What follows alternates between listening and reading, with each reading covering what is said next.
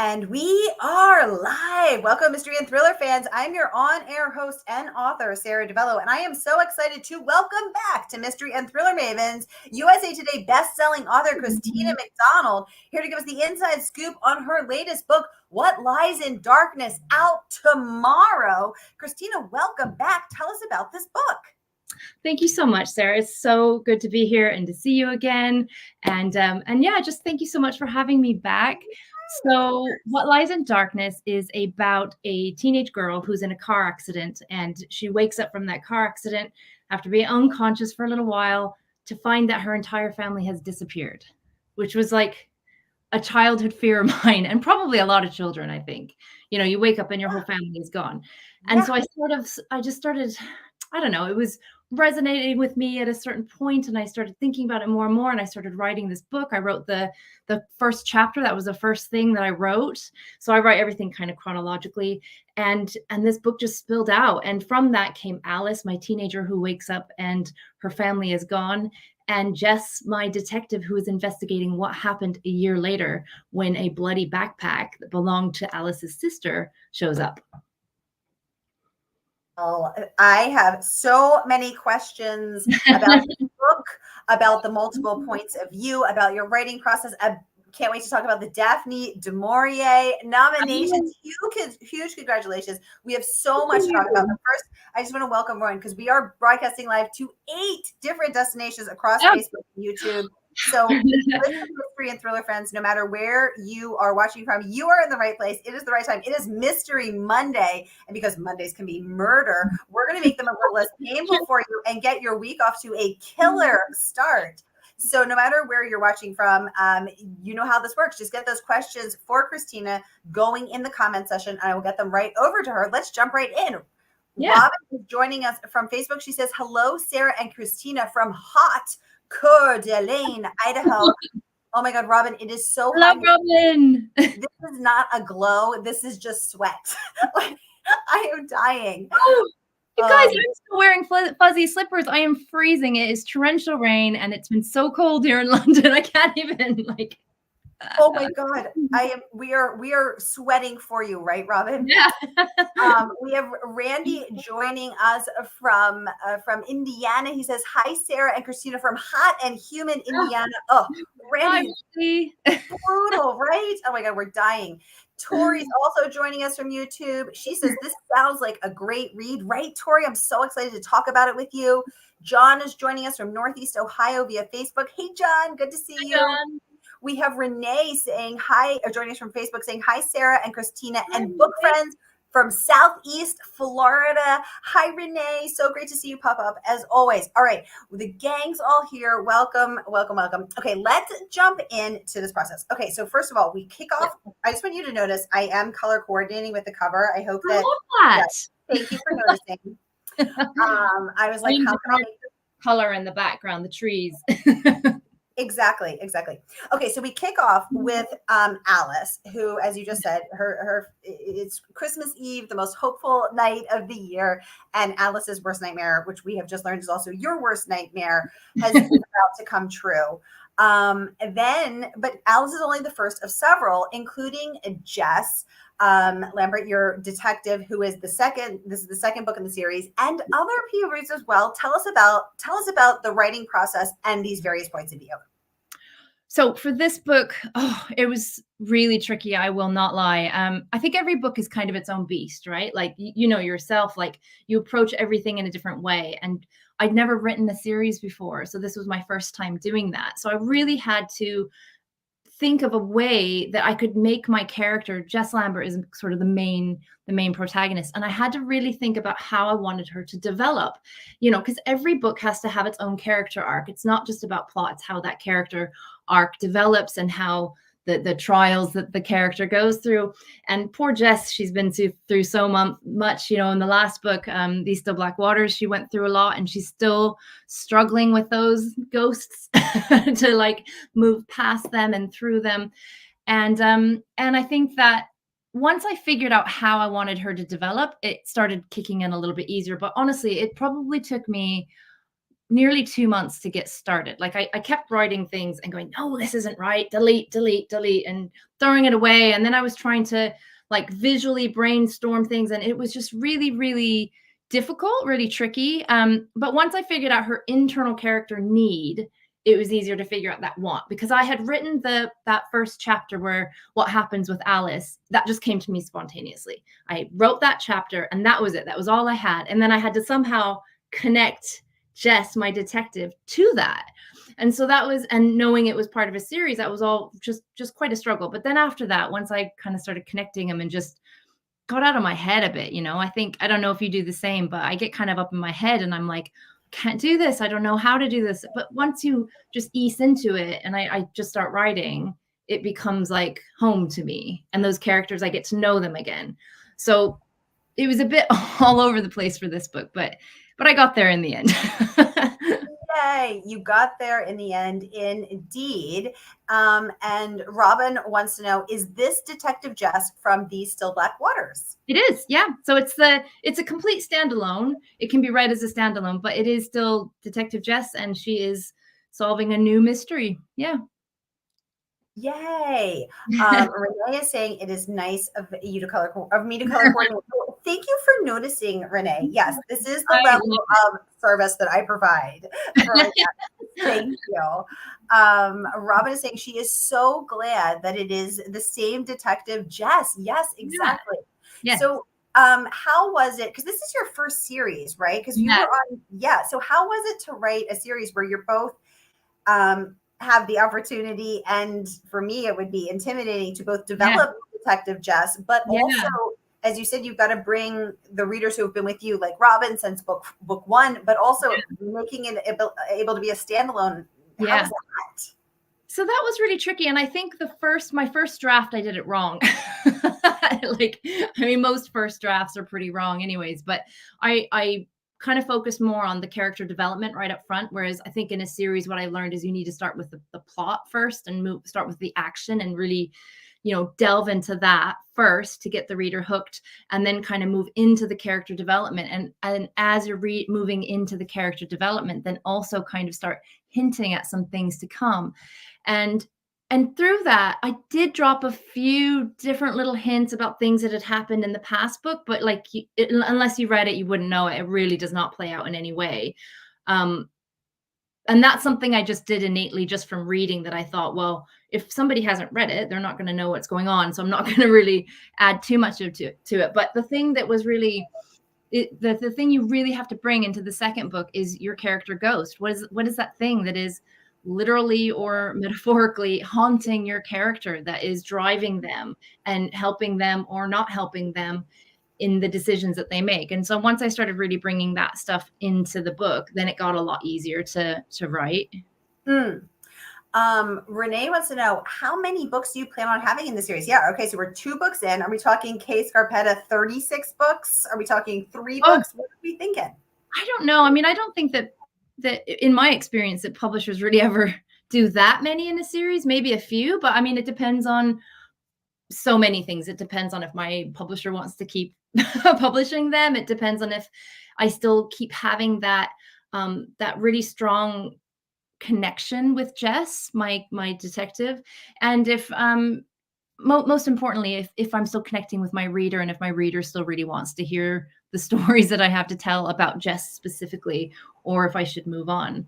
So that's why I tried. I wrote a prequel novella as well, taking Jess back to when she was very young. So I have a prequel novella, and that's set before These Still Black Waters, and then I have These Still Black Waters, and then I have What Lies in Darkness. So they're all up there. So now I have 3 in the series, and we'll see. We'll just have to see, where it goes. And I think in writing, it's probably never a good idea to have too many set plans. So I never really would say, no, I won't do it, or yes, I will do it. It will depend very much on readers and if I continue connecting with them. Yay. Renee is mentioning that in your writing process, you were talking about a couple months to figure it out. She would like to know, does that mean 2 months to start for the first book or the second book? So for the second book, the first book, These Still Black Waters, came to me very, very quickly. It was kind of like at the end of the pandemic, we were all still in lockdown, and I was just like writing to kind of release my creativity. And so I wasn't really even writing to be published. I was out of contract at the time, and I was just kind of just writing anything. And because there was no pressure, right? It just flowed really easily. It just came out of me like so great. And it only took me maybe 3 or 4 months to write that first draft. Whereas the second book, What Lies in Darkness, it took me a lot longer to start it. Once I got writing, it didn't take me that long, but it took a lot longer to start it. And yeah, it was a bit trickier. So once you were finishing that draft, Robin saying, what is that author that coined the phrase shitty first draft? I think it was Anne Lamott, right? Give yourself permission to write. Yeah. I mean, I think you have to write something. Just, I think of it as like an ice sculpture, like it's a chunk of ice, and then you just kind of chisel away at it until it's exactly what you want, that exact statue or sculpture that you want. And for me, that's what it is, because I don't plot. I just write. And it means that I end up going back and I edit, and then I go forward, and then I go back 2 steps, and then I go forward, and it's just so messy. I do not recommend it for anybody, but it's just the way my creativity works. I need to get that first draft out of me so that I know my characters, and then I can go, oh, this is what they would actually do in this situation, and then I can torture them a little bit more. Exactly. Christina's in the torturing business. Exactly. Renee wants to know, is this novel scarier than These Still Black Waters? That's a good question. I would say there are definitely some creepy moments. I'd say it's equal. It's on par. There's some creepy moments. It's not gory or anything. I mean, there are some, it's a thriller novel, so there are some bits. There's a body in a suitcase that's a bit, grim. But I would say it's kind of on par with that. It has that kind of creepy, atmospheric edge to it. Yeah. And I think it's interesting that for me, I personally do not like gore. I actually had to just stop reading a book that made me nauseous in one of the parts. Yeah. I was like, ugh.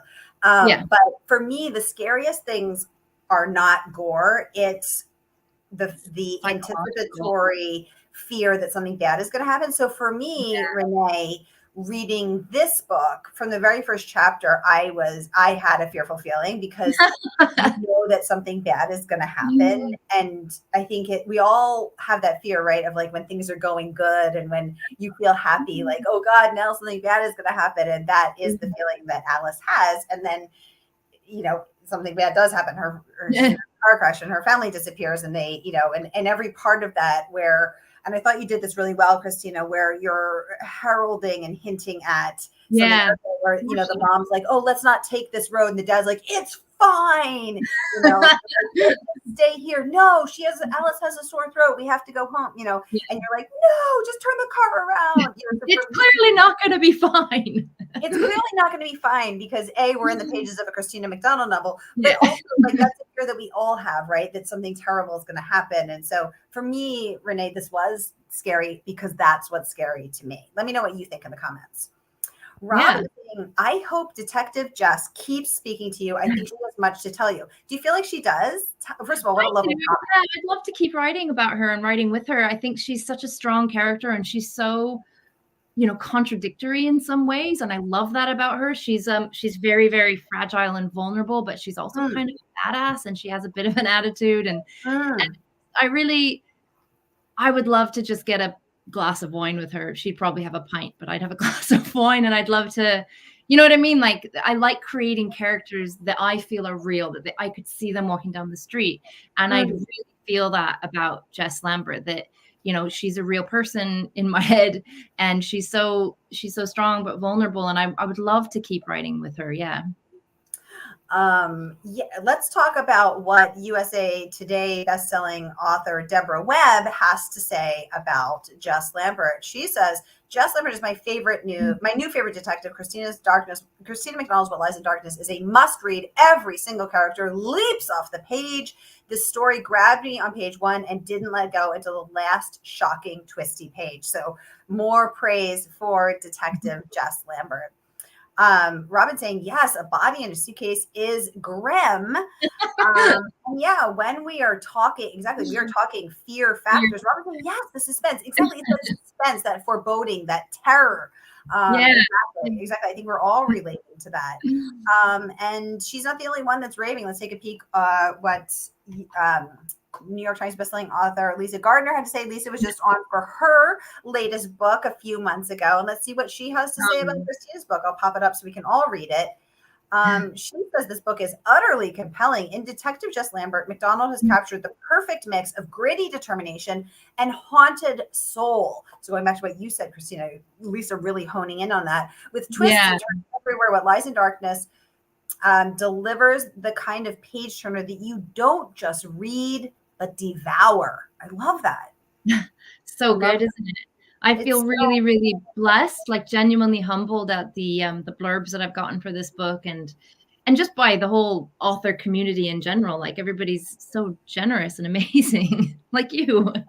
Oh, thank you. Yeah. Renee wants to know, good question. Is Detective Jess based on anyone or several people? Very good question. I have never written a character that is based on anyone in particular.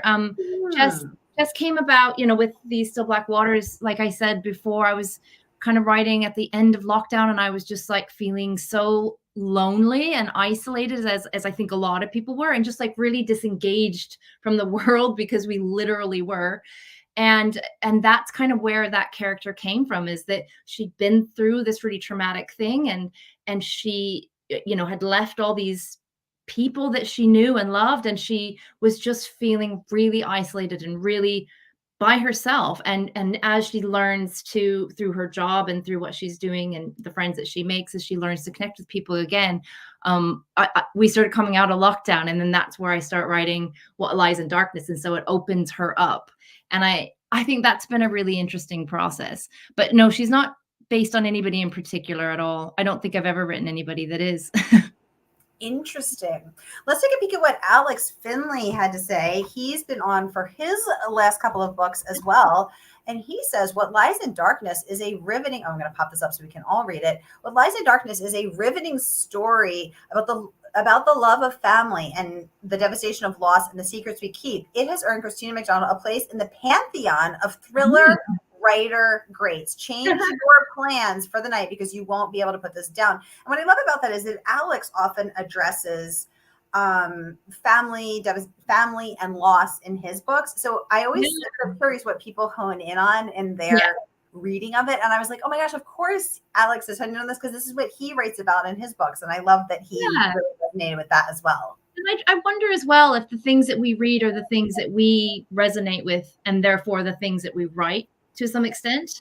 So if we're interested in it, we're going to write about it and also read about it. Like I love reading thrillers, so I write thrillers. I am fascinated by murder and why people kill and how they get to that point, and then what happens next and what they do to hide it and the secrets that they keep. And I'm fascinated with that in real life and in TV and books, and I also write about it. So I think, that's really true. That really interesting that Alex honed in on that. Deanne is joining us from Facebook saying, hello, friend. Yeah. We have a lot of chat going on about the suitcase, the grim suitcase happening here in the chat. I'm reading all of your comments. And Renee is wondering, okay, just how big is that suitcase? What size is the suitcase?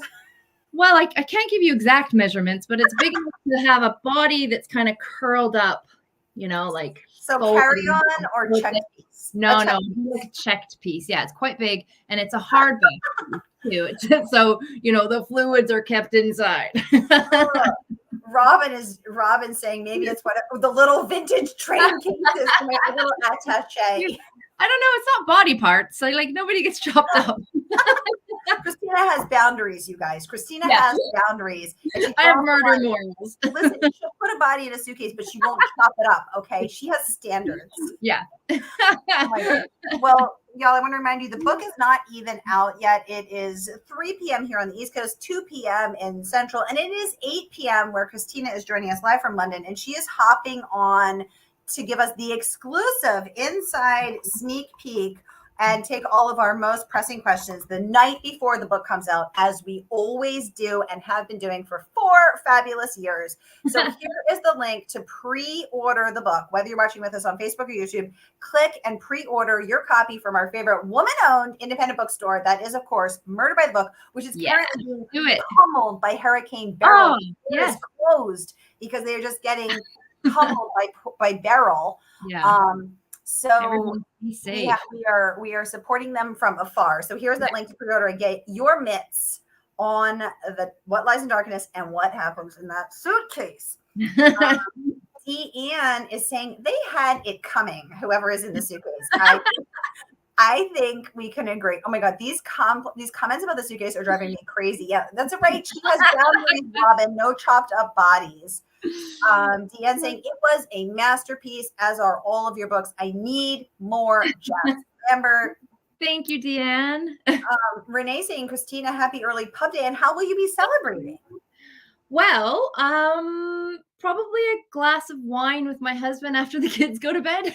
It's very sedate these days. You know, I have kids, so it's like, But yeah, lots of time on social media, lots of time just thanking my readers and my friends, and the support that I receive when I release a book has always kind of really staggered me. You know, I don't expect it, and I'm surprised by it, and it just always blows me away. So I like to spend, you know, good amount of time just making sure I reply to every person and just saying thank you.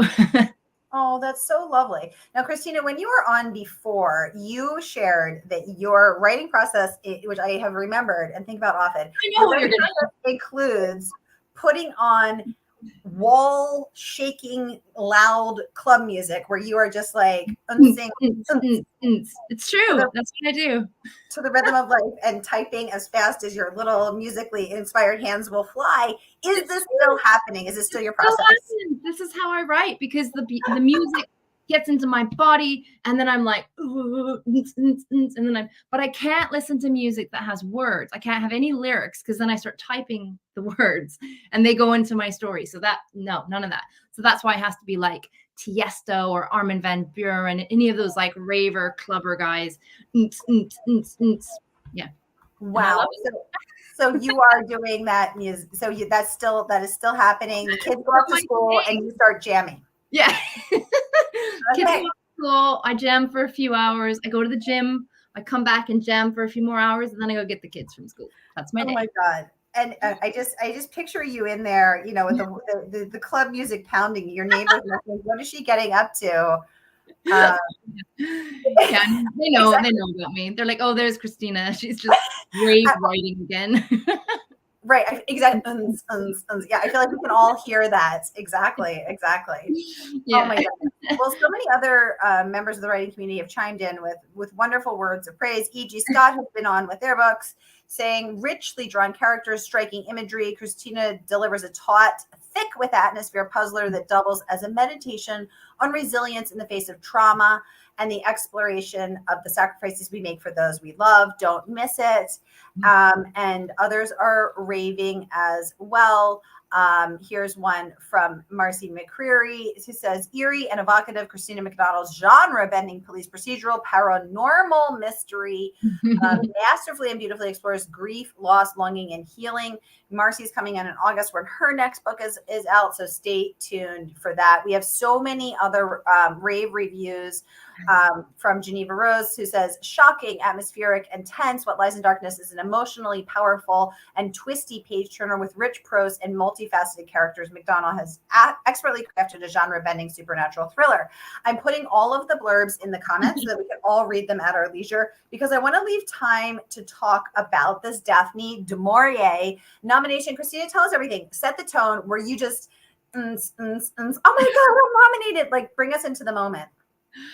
Well, it was really weird, actually. I got an email from it was in the evening, and I was just there watching Dexter, as you do, about murder. And I got an email on my phone, and I don't usually check my phone in the evening, but it was from my editor. So I checked, and she said, Christina, do you mind us passing your details along? And I was like, what, to who? And so I scrolled down and saw that they wanted to know if they could pass my details along to the award coordinators. I was like, yes, pass my details along, obviously. And that's how I found out. So it was just like kind of a random in the evening, got a bizarre email, and yeah, I was extremely excited. And did you, I mean, adrenaline would be flowing. I would not personally not be able to get to sleep anytime soon after that. No, actually, no, I didn't. I went to bed really late that night. I was like texting everybody to tell them. And I think the Night Olivia Fell got nominated for a few awards, but didn't win anything. So this one's now been nominated for 3 awards. So I'm crossing my fingers and toes and hoping that it wins. And we'll see. I mean, maybe it won't win anything either, but it's just such an honor, I think, to be nominated, to have a book that's nominated for 3 awards. My God, like it's just really amazing. It's so amazing. Renee saying wonderful. Robin saying watching Dexter as we do. Right, exactly. As we do. That dose of mayhem and murder. Exactly. Renee wants to know, have you started or finished the 3rd book of the series yet? I have not yet. So the 3rd book, I guess you could consider the prequel novella. So I'd be working on the 4th book now. The 4th book, I have a few ideas for it, but I haven't started on it yet. I kind of moved over to writing a standalone to try to get out of the Jess world and do something different. And then I'll pop back in once I finish the standalone and get going on another Jess book. Yeah. Thank you for the great question, and thank you for that answer. We also had rave reviews from Wendy Walker, who was on for her last 2 books, talking about how you skillfully plotted with finely tuned prose. I loved both of those points that she brought up. And she wasn't the only one raving. Samantha Downing, who's been on for her last 2 books, calls this a smart, twisty thriller that you won't soon forget. And again, I'm putting all of the blurbs in the comments so that you can read them at your leisure, because we are running out of time. Time flies when you're having fun. Sherry's joining us from Facebook saying, I love your books. Hi, Sherry. Good to see Sherry. you. And your Thank peacock you so picture. much. Yay. Robin saying, congratulations, Christina. Absolutely. Randy saying congratulations. Thank you. Yeah, exactly. So exciting. So exciting. And I just want to remind you guys that this book is not even out yet. So you can pre-order tonight, and the good folks at Murder by the Book will ship this to you first thing tomorrow. So whether you are watching with us, we are broadcasting live to 8 different destinations across Facebook and YouTube right now. So wherever you are watching from, you can pre-order through this link. And to get your mitts on the story of Alice, and how her lost family and the worst night of her life intersects with Jess Lambert. You're not going to want to miss this one. Christina, thank you so much for joining us live from London to give us the inside scoop on what lies in darkness. Y'all, thank you for tuning in the middle of your Mystery Monday. I hope your week is off to a killer start, and I'll be back this evening with more mystery, murder, and mayhem. Join me at 7 and 8 p.m. Eastern then. Christina, thank you so much. Thank you. Thank you so much, Sara. Yay.